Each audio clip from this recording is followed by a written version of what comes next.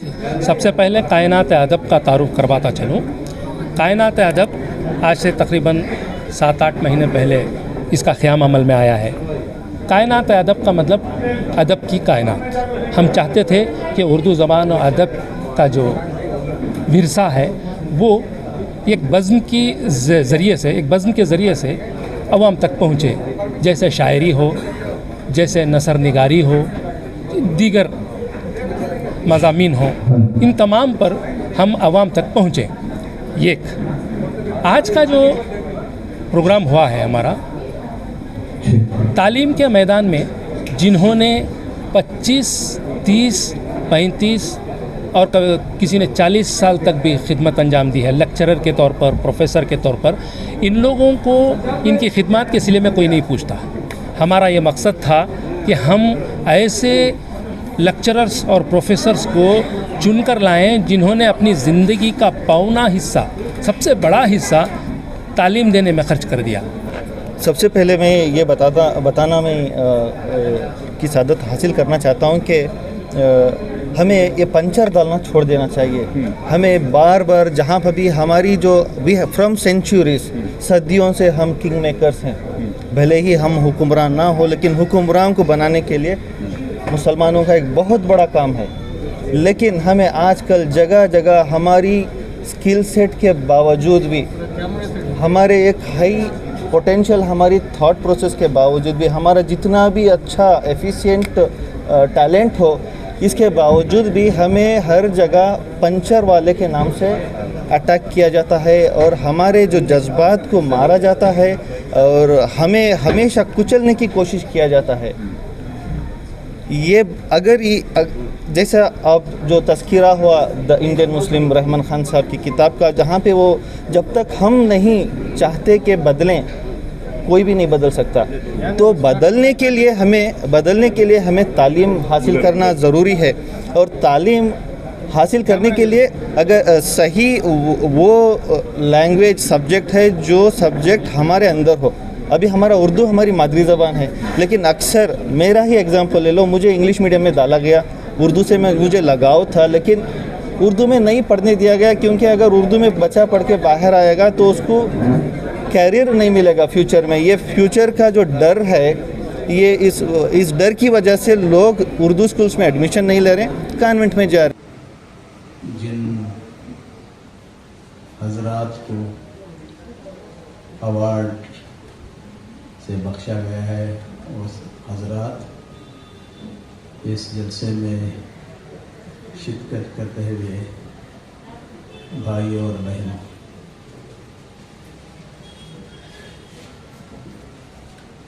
कायनात अदब की तरफ से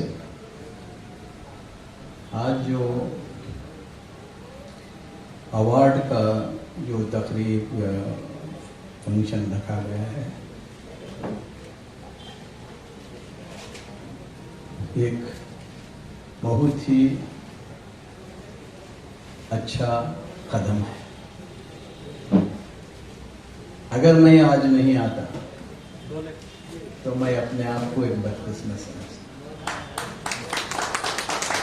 इन हजरात जो आज अवार्ड हासिल किए हैं, मैं एक एक को जानता,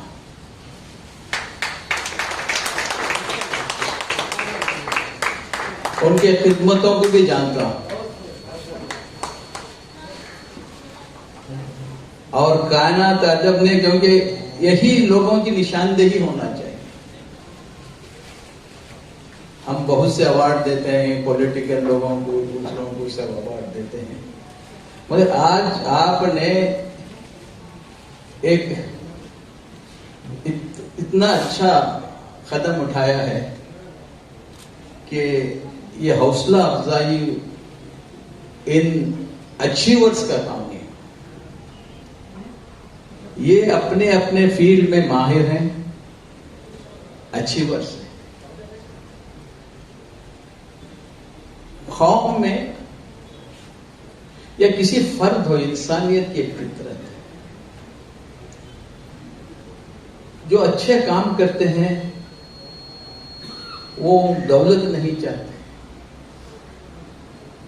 वो कोई और कुछ नहीं चाहते। अगर समाज में उनसे कुछ उनके सर्विसेज जो उनके खिदमत जिंदगी तमाम किए हैं उनको रिकॉग्नाइज करेंगे तो सबसे बड़ा तो सबकी जानिब से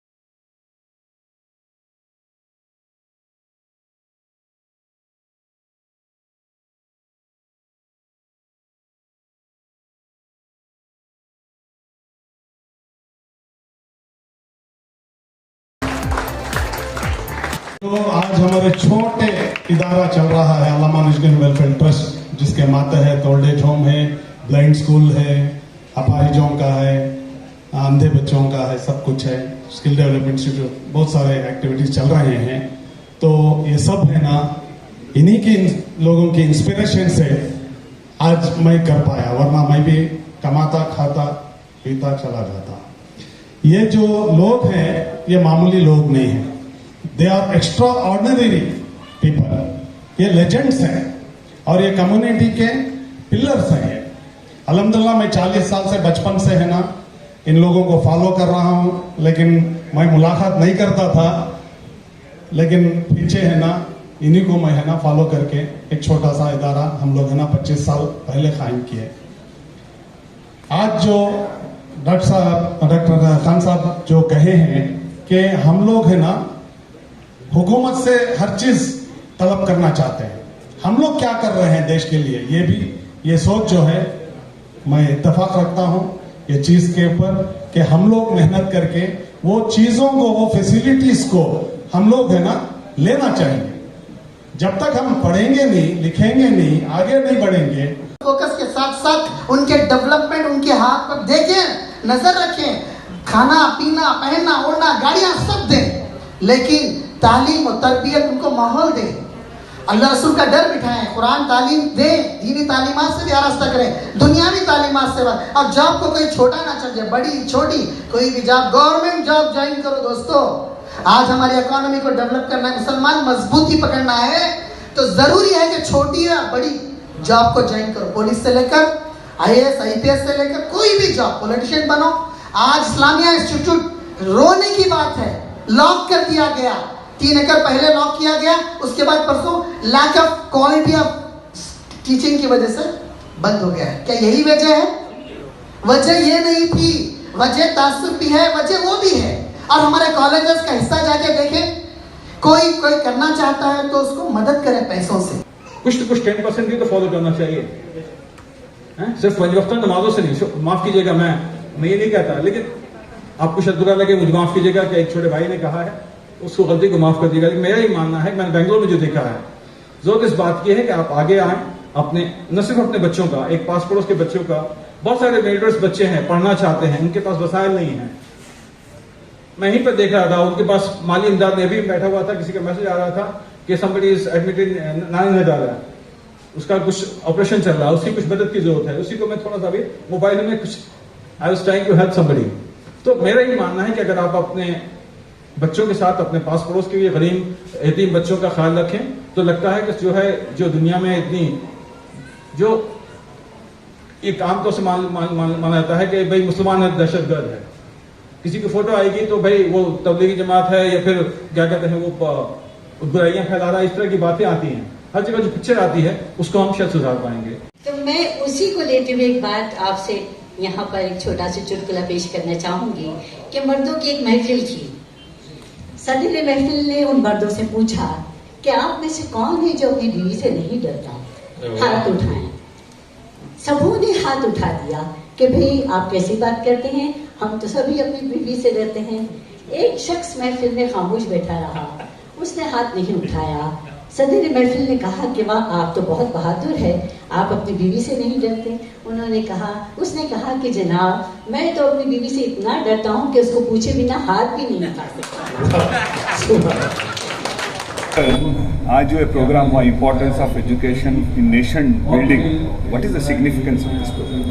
सी education is only education nation building ही नहीं, इंडिविजुअल बिल्डिंग को भी एजुकेशन ज़रूरत है, एक समाज के लिए भी एजुकेशन ज़रूरत है। तो एजुकेशन ही इंसान को तब्दीली लाती है, इंसान को इंसान एजुकेशन ही बनाती है। बग़ैर इंसान एजुकेशन के इंसान नहीं हो सकता। तो एजुकेशन इन द सेंस जो हम एजुकेशन कहते हैं, एजुकेशन हर एक के लिए ज़रूरी है। जो कौम एजुकेशन से दूर हो गई है वो कौम कभी भी तरक्की नहीं करेगी। सर, इस तरह के जो बड़े लेवल पे प्रोग्राम्स आते जाते हैं, प्रोपेगेंडा क्या आते हैं, इंपॉर्टेंस ऑफ एजुकेशन को दिखाया जाता है, लेकिन इसका इम्प्लीमेंटेशन कैसे होगा सर? ये कैसे इम्प्लीमेंट करेंगे कौम का? ये सवाल खुद अपने आप से कर लेना है। ये सब हर सुबह शाम मैं 50 साल से भी देख रहा हूँ कि इम्प्लीमेंटेशन क्यों नहीं हुआ, इम्प्लीमेंटेशन क्यों हुआ, कौन करे इम्प्लीमेंटेशन। हम हर एक इम्प्लीमेंटर बनना चाहिए, कौम का हर फर्द इम्प्लीमेंटर बनना चाहिए। अब किसको कह रहे हैं इम्प्लीमेंटर?